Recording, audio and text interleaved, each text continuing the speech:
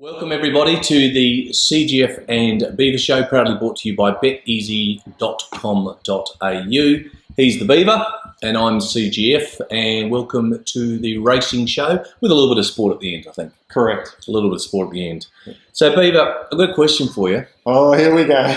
It's come up. No, it's a serious question. What, did my best bet win last week? No. That would be a correct. Correct. I was just wondering, Lincoln Ruby's won 5 of its last 6 after he's been gilded. Yes. What do you reckon it'll do for you? Well, mate, I don't know if we can even say this on camera. Right. But if you're definitely running quicker. if I caught the bloke that had the first go of it when I was a newborn, he took way too much. Right. There's only an inch in it between me being gelded and not, mate. It's all right, Mrs. Beaver. It's all right. We're going to look at Randwick exclusively this week. Down in Melbourne, they're racing at Bendigo. A couple of useful races down there, but you'd be hard-pressed to pick a winner. But Randwick is, Sydney is now the focus for the autumn, and Randwick has a cracking meeting and cracking prize money and some pretty good horses. Yeah, the racing's just been great. Great win by Fioronte last week, CGF. Yep. Great Great win. That? I did, but I had it all up into It's a Done Deal. Which I wasn't as happy about. So then finally come back after we hopped off. 600 metres to go, and I'm sitting there, and he's sitting there having a cup of tea on Bow Bend. Things go for it, and I thought, I just feared the worst then. But anyway. I feared the worst last week when I got off, to be honest. It's always the way. And that's the way it goes. Anyway, such is life. We're going to look at, firstly, race 3. It's a 2,000 metre listed race. The Randwick City Stakes for $125,000. A couple of scratchings, Sea Moon and Tamby already, the Hickmott pair. What do you like? I'm going to go Janoob, CGF. I've backed it and tipped it in its last 3 starts. Last start, I don't think it wound up on the heavy going. It didn't look at home. I still think it's a quality horse. Opinion is very good, and it's a horse we both tipped back in our Melbourne Cup edition last year and was the best bet of the day. But Janoob, I'm going to stick with it back on top of the ground. Yeah, I'm the same. I'm going to stick with Janoob. I want to see Opinion run on a track that's slightly, dead good. He might just be a wet tracker. I don't know. Yep. But I don't trust him at the moment. So, but it looks a racing too. Yeah, I'll go Janoob. 54 kilos, gets a couple off from Opinion. James McDonald, it'll do me. I can't say it's a great punting race. $2.40, $2.50. Yeah, might be getting too much from me. But anyway, that would be the way I'd look at it. The next race we're going to look at is race 5. The Challenge Stakes over 1,000 metres. It's an open weight for age, 3-year-olds and plus, and sees the return of the fairly good sprinter Buffering. Yes.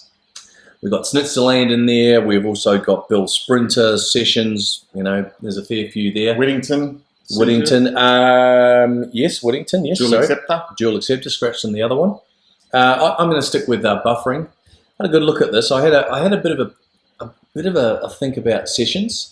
I watched his trial the other day, but it's set weight for age. I mean, it's not really a massive difference in the weights. Buffering's a proven commodity. He's proven. Absolutely proven. If you get, I can see here quotes $3.20, $2.90, $2.70. You can get any of that, you'd be doing well. Yeah, you can get about $3.20 at the moment. Right. Well, I'd stick with Buffering. I just think class is permanent, form's temporary. Well, you're going to get a sight for your money with Buffering. Correct. You're probably going to finish in the top 3, if not the top 2. Correct. So whatever beats Buffering will probably be winning the race. But I am going to go for Snitzerland. It's one of my favourite horses. Yep. I tipped it last start, and I've got no reason to hop off now. So I'm going to go Snitzerland to jump to the front and give him something to catch. Yep. No, don't disagree with that. Race 6 is the Roy Higgins Tribute Quality over 1,200 metres. Very sad loss last week of Roy Higgins. He had been sick for quite a while, and was not only a fantastic jockey, but a great syndicator. Yes. He used to pick the old horses out there, and he had plenty of good winners. So he'll be sadly missed. But anyway, it's good to see that the Australian Turf Club are honouring him. Yeah. And this is not a bad race. Yeah, it's a fantastic race. It's a big field, CGF. Pick the winner in this, and you'll get some. It's a real open race. 2 sort of $5 shots as favourites, and everything else is pretty much $10 or better. What do you like? Lily Bolero. I think this horse could well hit its peak this preparation. I thought the first up run was a real cracking effort. It's got the top jock aboard, and I really like it. I think it's drawn well. It'll sit just off the pace, and I think it'll be too strong in the finish. I've been with number 6, A Time for Julia, in its last 2 starts. Yeah. One at Caulfield, ran a good second at Rose Hill, and ground I don't think it's stretched out on. So again, I have no reason to jump off. I do agree, Lily Bolero. Aerobatics is always an interesting horse first up. Can sprint. Yep. I think Dry Fontaine lights the Gold Coast and nowhere else. Yep. And there's a couple down the bottom, Recoinage, Angel B, Yeah, and Zaba Float. Yeah, I don't mind Angel B as Yep. a real good roughie in the race as well, so I might have a chop out on that. Yeah, like I said, whatever you see and bet on, you'll make some money.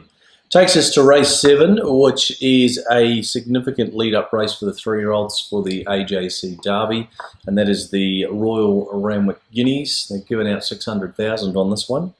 It's a cracking field, absolutely cracking field. A really closely matched field too, Yeah. I think, CGF. Yeah, absolutely. After much study and back and forth and God knows what else, I have stuck with Savvy Nature. Yep. I liked his run first up. I don't know that he handled the ground that well. I love John O'Shea, and I certainly like James McDonald. I like the Barrier 6. El Rocker. The one I kept wanting to go back to was El Rocker, but he missed that run.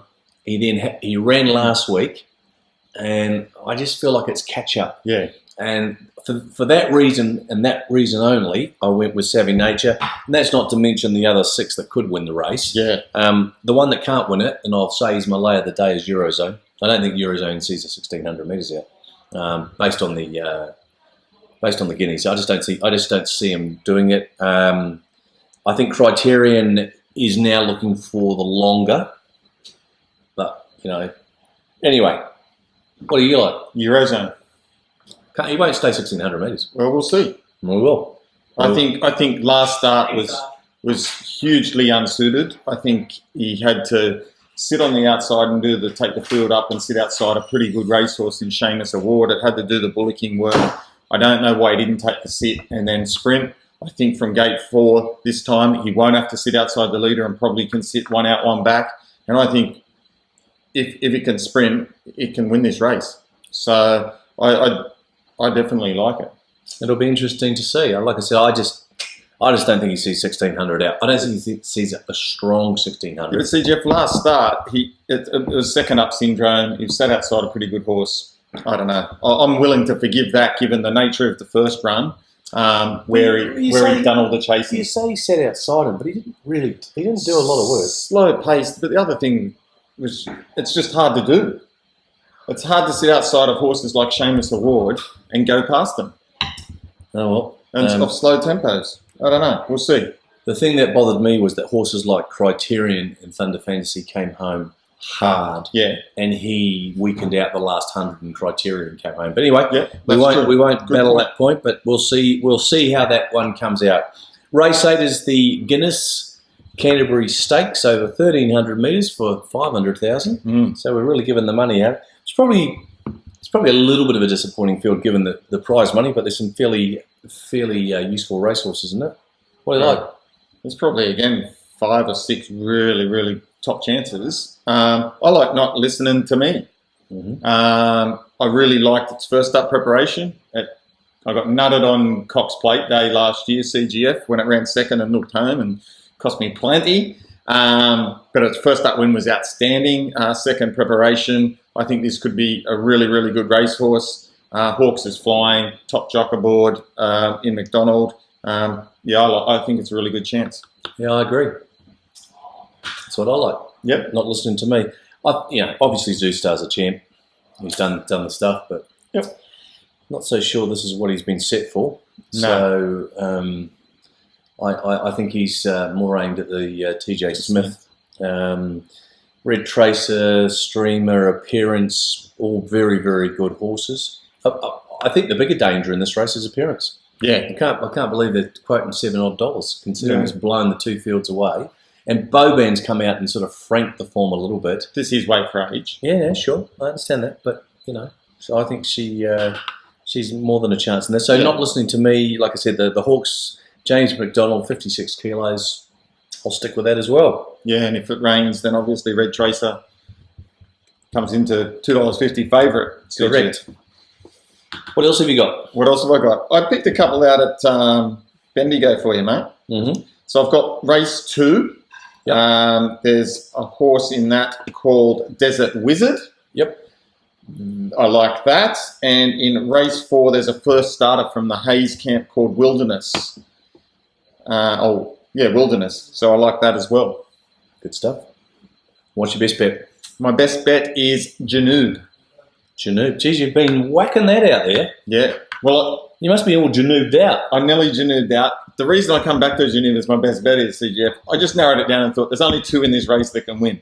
So I've got a pretty good chance of probably nailing that. If something blows me away, we'll cop it on the chin. Good stuff. What do you got? Race 6, number 6, Time for Julia, my best each way. I mean, I'm an each way man, and I know that, CGF. Yeah. Not that I've experienced it, but I just know it. It's nice. We'll edit that out later on. A Time for Julia. I think she's in good form. I think it's a value type race. I don't disagree with Janoub. I think you're right. He'll be there or thereabouts. But I think if you're picking winners outside of that, you'll be getting some value. Yep. Anything else on the day, or are you just leaving it at that, mate? Just leaving it at that. I had a long look through Bendigo, but I really couldn't nail down one that I really liked. So the Beavers tip in race 2. No? Yeah. Have a look at that one. I'll probably be on the golf course smashing it 300 metres down the middle of the fairway. So, but hard for your third. That's not nice. No, that's not nice. Oh, well. I've tailed you up that many times. It's ridiculous. I'll give you a few lessons, actually. You get windburn. Come on. What else have you got for us? Got any offers? What's happening in the world of... Yeah, mate, we're giving a similar bonus as we did last week on the big races, the Randwick Guineas and the Canterbury Stakes. So if you back the winner there, we'll equal your stake for another bet next week up to $50. So if you back the winner, you're back not listening to me and it gets home CGF, then we'll give you an extra 50 there. Good stuff. So we're looking after that. And in the sports, we've got a multi-bet refund. So if you take 5 legs or more, and your first leg loses, because who likes taking a multi and you get out on the Friday night? So if you take a 5-legger, your first leg loses, but the other 4 wins, we're going to give you your money back, mate. Good stuff. Roosters were disappointing, mate. I'm surprised you even brought it up. No. But hey, we lost the first game against Souths last year, so yeah, I'm not. And they weren't handing out silverware afterwards. No, they certainly weren't. CGF, I thought the Broncos were good against the Bulldogs. Mate, they were both pathetic. Yeah. Both teams were pathetic. So out of the first round, who impressed you the most? The Panthers. I thought they would be the big improvers, and I thought they went well. So they certainly have shown that probably their investments at the moment, whether that stacks up over the course of the year, were reasonable. The team that disappointed me the most, and it hurts me to say that, was my Kiwi cousins, the Warriors. Yeah. I mean, I do not know how a team can have so much talent and play like they're disinterested.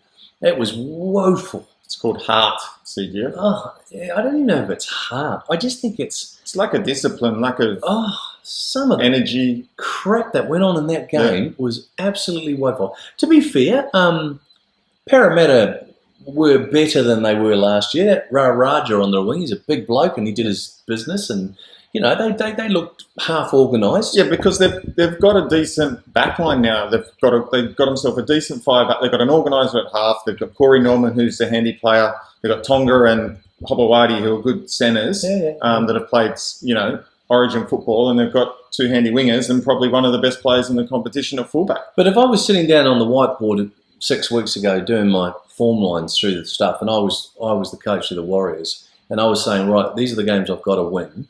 Yeah, that would have been one of them. That would have been ticked in the box big time. Yeah. Interesting enough, they've only won once in the first round, I think, in the last 7 years or something. Yeah.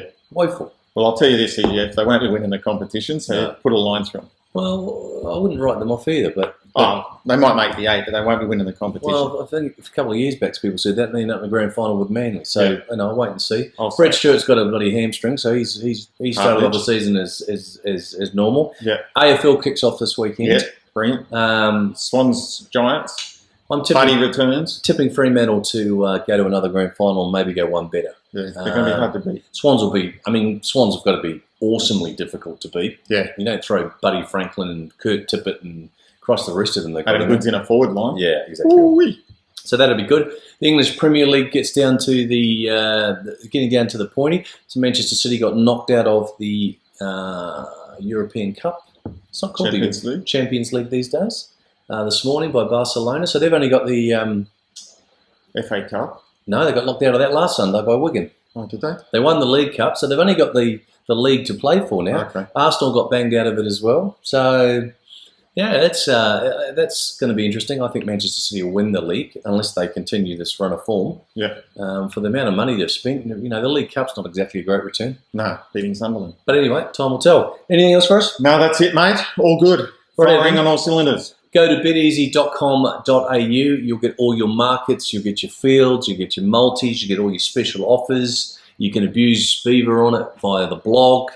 Always remember to bet responsibly, and we will talk to you next Thursday. Ciao for now. Ciao now.